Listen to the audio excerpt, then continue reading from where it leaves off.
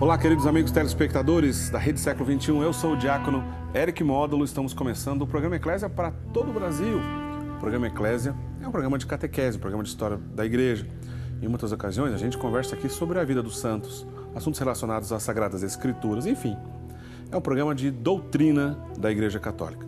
Na semana passada nós começamos a parte 1 do programa, que continuaremos agora então na segunda parte, falando sobre a pessoa do Espírito Santo.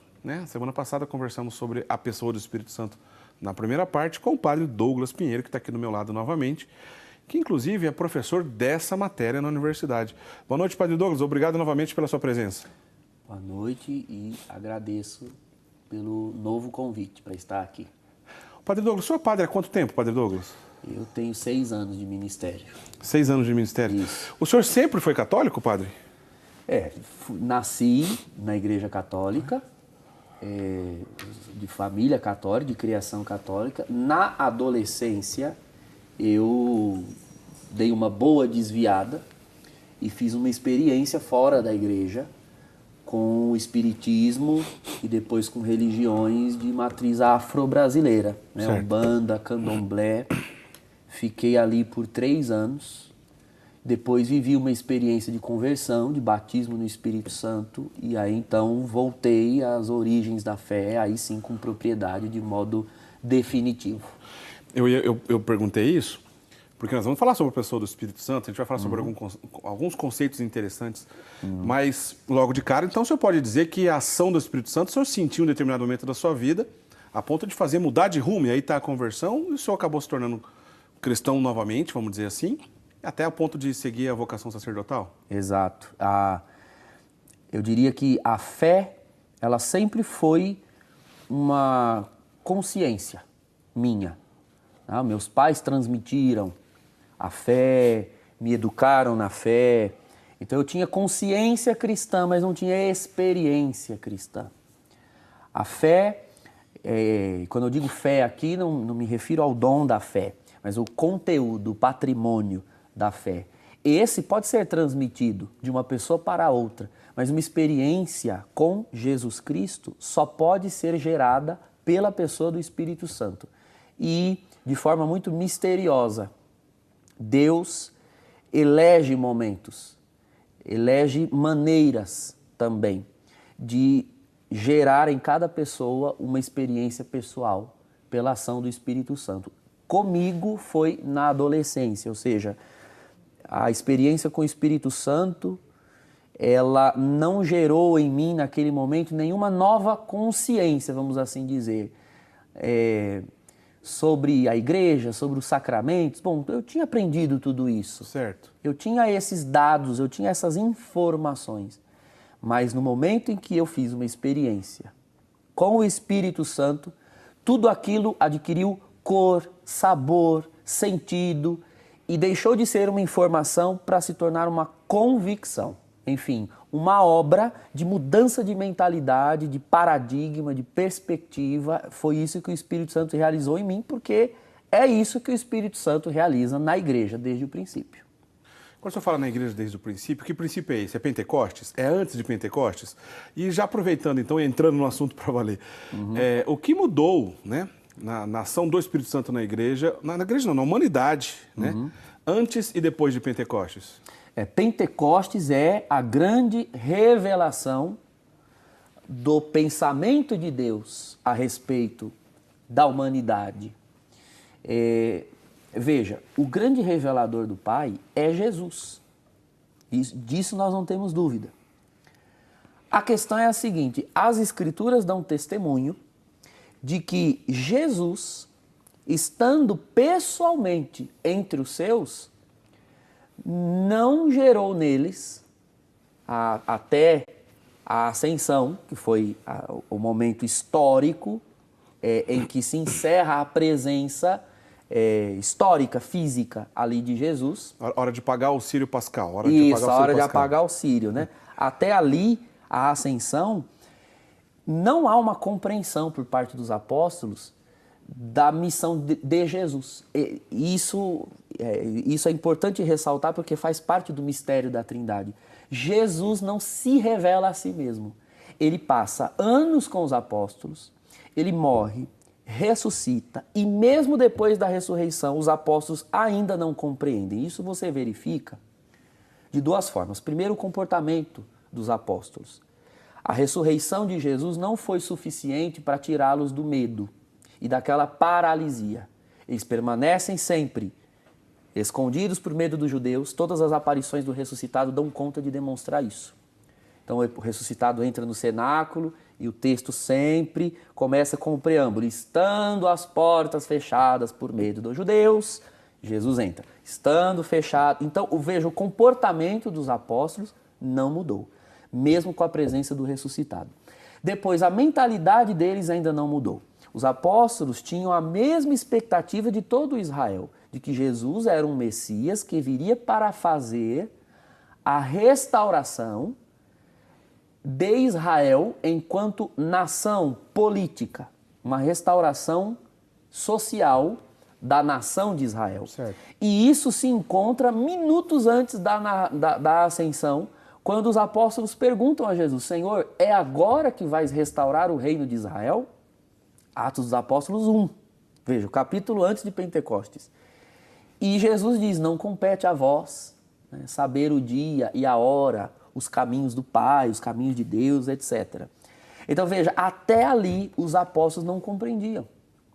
Somente quando Jesus vai para o Pai, com a vinda do Espírito Santo, é que agora sim, graças ao Espírito Santo, os apóstolos e toda a igreja, os apóstolos, os discípulos ali reunidos no cenáculo, eles, a partir do derramamento do Espírito Santo que se dá em Pentecostes, passam a conhecer e a entender Jesus e a missão de Jesus mais e melhor do que, inclusive, quando Jesus estava no meio deles. Veja que mistério. É o mistério da Trindade, a ação de Deus.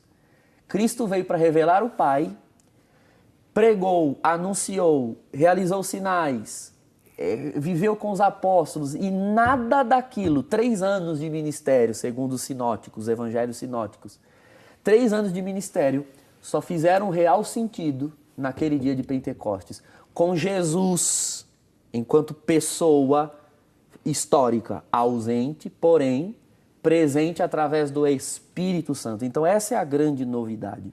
O Espírito Santo manifesta a igreja, dá vida à igreja. A igreja nasce de Cristo.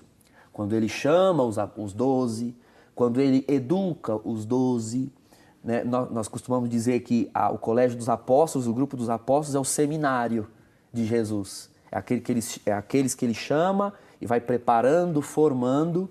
Mas Pentecostes é a grande ordenação. É ali, em Pentecostes, que todo o ministério, todo o ensinamento de Jesus adquire sentido. É como se Jesus tivesse vindo e montado todo... Eu vou fazer uma comparação aqui, tá? Uma analogia, vou usar uma metáfora. É como se Jesus tivesse montado todo um circuito no coração e na mente dos apóstolos. Mas só no dia do Pentecostes é que ele liga o circuito na tomada. De que valeria um equipamento de som, né? Uma mesa cheia dos seus eletrodos, das suas placas, se não estiver ligada na tomada, sem energia passando, ela não pode cumprir a sua finalidade. A Pentecostes é o dia em que Cristo liga a igreja na tomada, né? Veja, ela já existia, ela já estava ali. Ele a fundou, ele a criou. Ela brota do seu lado aberto na cruz. Mas ela é manifestada, ela é revelada ao mundo no dia de Pentecostes. E essa é a grande novidade em primeira instância. Pentecostes revela Jesus aos apóstolos. Certo. Em segundo lugar, Pentecostes manifesta Jesus ao mundo, agora com uma presença atuante e pessoal do Espírito Santo. O Espírito, ele não era um desconhecido para o povo judeu. Há inúmeras menções ao Espírito de Deus no Antigo Testamento. Ruá Adonai, o sopro de Deus, o hálito de Deus.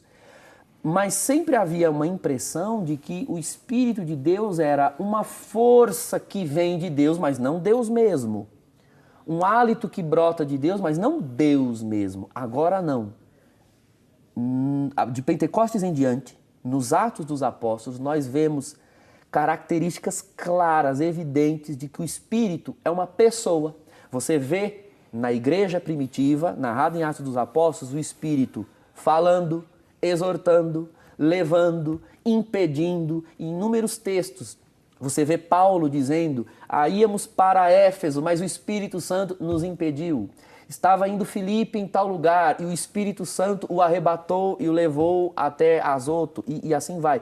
O Espírito como pessoa, essa é uma revelação própria dada à igreja de uma característica do Espírito de Deus do Antigo Testamento. Ou seja, é óbvio que agora ele está próximo de uma forma, próximo aos homens, à humanidade, de uma forma como nunca esteve. E não só isso, ele está próximo de uma maneira quantitativa, não só qualitativa. Veja como a qualidade da revelação é melhor a partir de Pentecostes, mas também quantitativa. No Antigo Testamento, o Espírito de Deus não era algo ou alguém, independente da forma como o Antigo Testamento compreendia, não era uma ação de Deus que podia ser pedida, desejada e recebida. Era Deus quem, de tempos em tempos, de acordo com a necessidade do seu povo, enviava o seu Espírito a alguns escolhidos. Então, enviou o Espírito para ungir e dar sabedoria aos reis, derramava o Espírito sobre alguns profetas, mas sempre o Espírito era propriedade de alguns poucos e eleitos. Havia uma promessa no Antigo Testamento, várias promessas no Antigo Testamento, de que haveria um tempo em que o Espírito seria dado a todos, que haveria um derramamento coletivo, um derramamento social, vamos assim dizer, ou seja, um grande número receberia de uma só vez. O mais próximo disso que o Antigo Testamento chegou foi no capítulo 11 do livro dos Números, quando Deus diz a Moisés que vai tirar um pouco do seu espírito e dar a 70 anciãos do acampamento. E esse espírito, segundo o texto, ele é dado, os anciãos recebem e passam a profetizar, mas por um tempo determinado. Esse espírito não se perpetua, a ação do espírito. Mas havia profecias em Joel 3, de que o espírito nos últimos tempos seria derramado sobre todo homem. Em Ezequiel 36, de que o Espírito seria dado ao homem para mudar o seu coração e fazer com que o homem obedecesse os preceitos de Deus. E, finalmente, todas as promessas de derramamento do Espírito Santo, que culminam na voz de Jesus. Ele é o último a prometer em João, no Evangelho de São João, capítulo 15 e 16. Ele promete que ele enviará o Espírito da verdade, ele enviará outro Paráclito e, por fim, se cumpre em Pentecostes. E o Espírito Santo, a partir de agora, então, tem a missão divina. Ou seja, ele é enviado pelo Pai e pelo Filho ao mundo. Né? Você lembra que nós já falamos isso no programa passado? É verdade. Né? Ele procede do Pai e do Filho para a igreja. Ele procede do Pai para o Filho, mas do Pai e do Filho para a igreja. Então, a missão do Espírito agora é revelar plenamente o Pai e o Filho. Você só encontra o Espírito Santo falando duas coisas no Novo Testamento. Quando o Espírito fala, segundo o apóstolo Paulo, ele diz: Jesus é o Senhor. 1 Coríntios 12. Ninguém pode dizer Jesus é o Senhor a não ser pelo Espírito Santo. E Gálatas capítulo 4. Abá, Pai. Esses são os gritos, esses são os clamores do Espírito na igreja. Onde o Espírito está, Jesus é reconhecido como Senhor e Deus é reconhecido como Pai, Abá. Ou seja, é o Espírito Santo quem torna Deus como um todo presente na igreja. O Espírito é o autor dos sacramentos. O Espírito revela a doutrina, a fé, toda a verdade dita por Cristo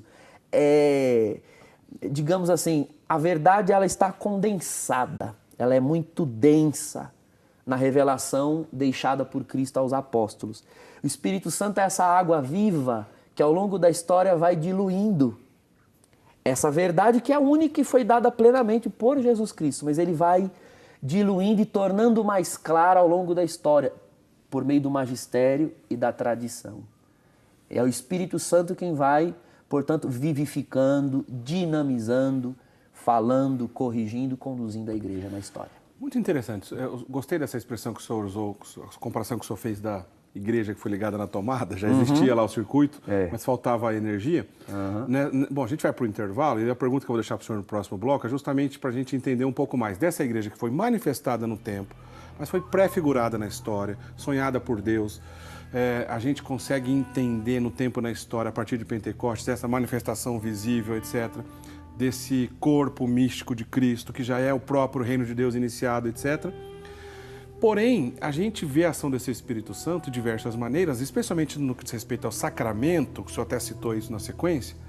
A pergunta que eu farei para o senhor, a vontade do homem, ela pode impedir a ação do Espírito Santo através, por exemplo, do sacramento? O senhor responde isso para a gente depois do intervalo, por favor? Sim. Então não sai daí, daqui a pouquinho então o Padre Douglas responde essa pergunta e outros assuntos ainda que nós vamos abordar no programa de hoje, relacionados ao Espírito Santo. Lembrando que nós iniciamos essa conversa no programa da semana passada. Se você perdeu, está disponível no portal da Rede Século XXI, rs21.com.br/eclésia. Lá está a primeira parte do programa, pois hoje é a sequência do programa que começamos, da conversa que começamos na semana passada, tá bom? Não sai daí, daqui a pouquinho a gente volta.